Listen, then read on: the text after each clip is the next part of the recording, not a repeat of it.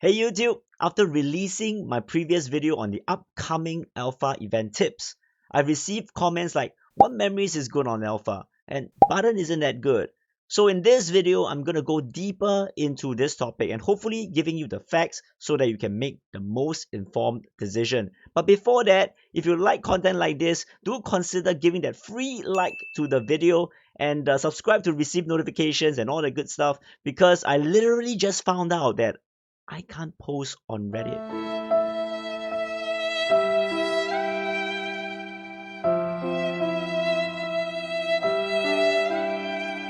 Okay, since we are talking about memories, okay, we will need to start off with some basics. And this is not a full guide on alpha, so I'll only state the important points for you. Do note that this is a technical analysis, so if you want to look at the conclusion and not go along with my thought process, you can use the timestamps which I have added. Alright, so Alpha is a 100% physical attacker. So that narrows down the choices of memories to Cordelina, Hanna, Frederick, and Barton. Cordelina is rated pretty low across all servers as it only buffs basic attacks, which heavily limits the damage. So that's out. Alpha's core passive starts with 3 ping blues, followed by any other 3 pings.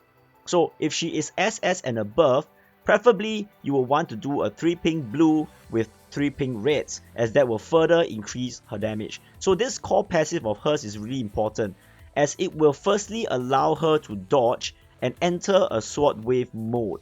So this turns all her colored orbs to silver orbs, and she can shoot projectiles with it. Now having said that, let us take a look at the 3 sets. So starting with Hanna, lowest attack stat out of the 3, but not by much. 2 set increases a 3 ping 3 orb damage by 25%, and 4 sets allows her to enter matrix after a 3 ping, or if you have entered a matrix and used an orb, which is considered a 3 ping, you will enter another one.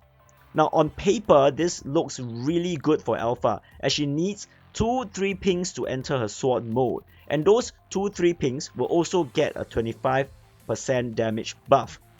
This can allow her to enter sword mode really quickly at the start of the fight. However, this additional matrix can only happen once every 30 seconds. Now, looks good, doesn't it? Lots of matrix. Well, let us continue. So, next we have Frederick. 2 set allows her to gain a 15% move speed and 5% damage for 5 seconds after a dodge, and it stacks up to 3 times. So meaning a 45% move speed increase and a 15% damage for the 5 seconds. And for her 4 piece, triggers a debuff on the enemy, giving it a minus 20% reduced speed and takes a 15% more damage for 4 seconds. This can only happen every 8 seconds though. So looking at both, how both synergies work, she will be able to dodge mechanics to keep up her buffs. And dodging the enemy also weakens it. As the buffs are not tied to specific skills, but rather a duration, the damage potential is really high. 2-piece technically has no cooldown, except that it's tied to your dodge cooldown. 4-piece happens also relatively frequently.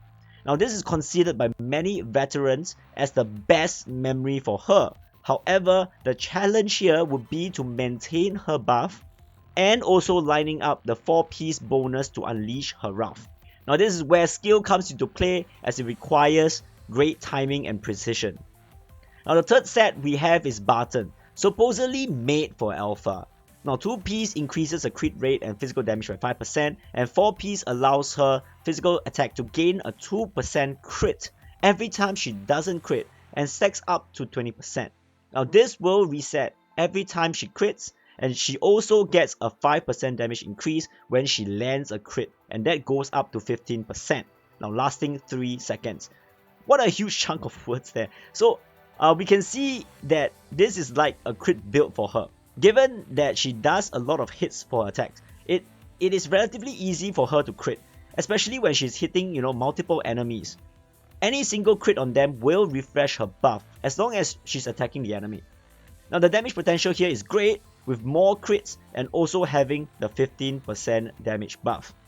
Now before I talk about the above 3 sets, I'm gonna talk about what 2-piece to use to pair with either of these 4-piece sets. Most veterans use Darwin 2-piece. which gives 3% damage for 4 seconds after every orb pinged, and it stacks up to 5 times. Now this translates to 15% damage, which what's also viable is Frederick 2-piece, which also gives 15%. So I would say that this depends on your preferred playstyle. Something to take note is that Darwin allows more control for your burst, while Frederick requires dodging. And also, this choice only happens when you're using like Hanna or Barton 4-piece. So Darwin is likely the most versatile as a 2-piece set. Alright, so we have come to the final segment. After looking at all these 3 sets, right, here's my conclusion. For Hanna, everyone in the game will be getting her, so obtaining it isn't an issue. It does well with 3 pings and allows more matrix to occur, however, damage buffs are very limited. It will also most likely allow a few more core passives to happen, but it doesn't increase her damage by too much. Also, during fights, it is difficult to plan a 30-second cooldown. Comparatively to the other 2, it lacks consistent damage for me. Now, I'll talk about Frederick and Barton, as both seem to do good damage whilst having different mechanics. So I've split them into 3 areas, right? Number 1 is the scope of damage. So both of them gains a 15% damage increase with different mechanics. So for the sake of this aspect, let's put the mechanics aside first. So the difference in terms of damage wise for Fred comes from her 4-piece, which weakens the enemy by making it take 15% more damage. This if used efficiently can skyrocket her damage. Barton on the other hand is different due to crit. Working off higher chances of crit, this actually brings up the overall damage. You can see that Fred actually works better with single target boss fights like pain cages and stuff, as the weakening of the enemy is more effective that way. And Barton thrives in stages with more enemies where crit chances are higher hitting multiple enemies. So therefore, the real difference here is timing of bursts with Fred, mostly on single target fights, or critting consistently, preferably on multiple enemies with Barton. Alright, now to the next point. Number 2, difficulty of use. Now Frederick is definitely the harder one, although dodging is a core mechanic in PGR. Not only does it affect the fight, but in Fred's case, it also greatly affects damage.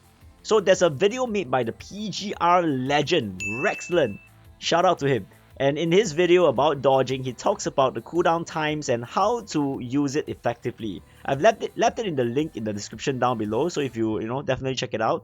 Therefore, getting hit and potentially dropping the buff from Fred will significantly affect your damage potential, while successfully doing it increases it. Therefore, getting hit and potentially dropping the buff from Fred will significantly affect your damage potential, while successfully doing it increases it. The other part is also to effectively make use of his 4-piece bonus, which debuffs the enemy, right? So therefore, creating this window period of huge damage. Movement speed increase will also make her able to avoid mechanics, right? Without having to spend dodge cooldowns, which can be vital to continue keeping her on the field without overburning her dodge counts.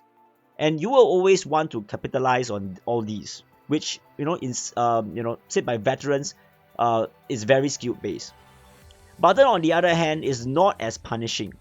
Her ramping up of a crit rate and damage scales as long as you are hitting the enemy. It is not really about burst damage, but consistent damage. Also in waves whereby you can hit multiple enemies, chances of crits are also increased, allowing a great uptime of the buff.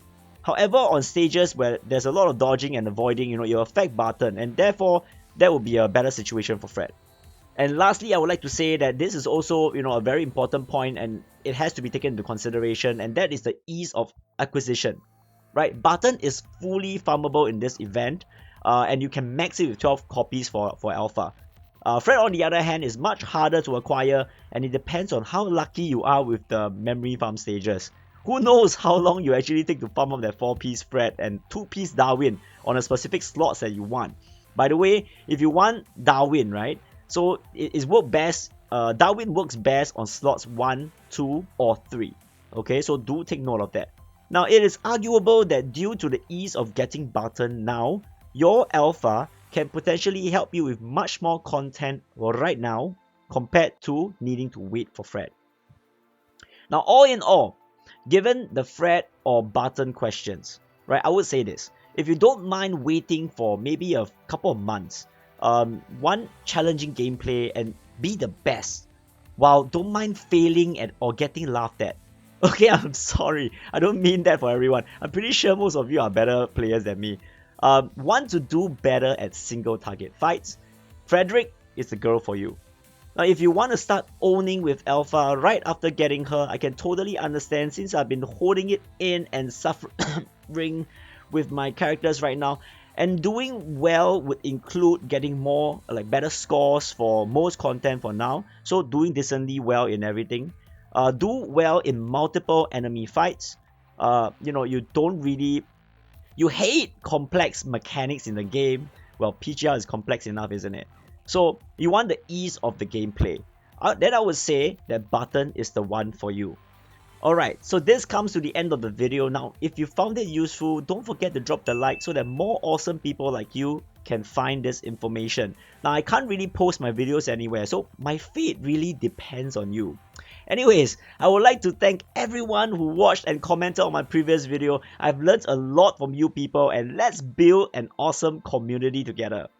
Lastly, if you think I missed anything, feel free to comment in the comment section down below. Alright, Commandants, stay safe, and I'll see you in the next one.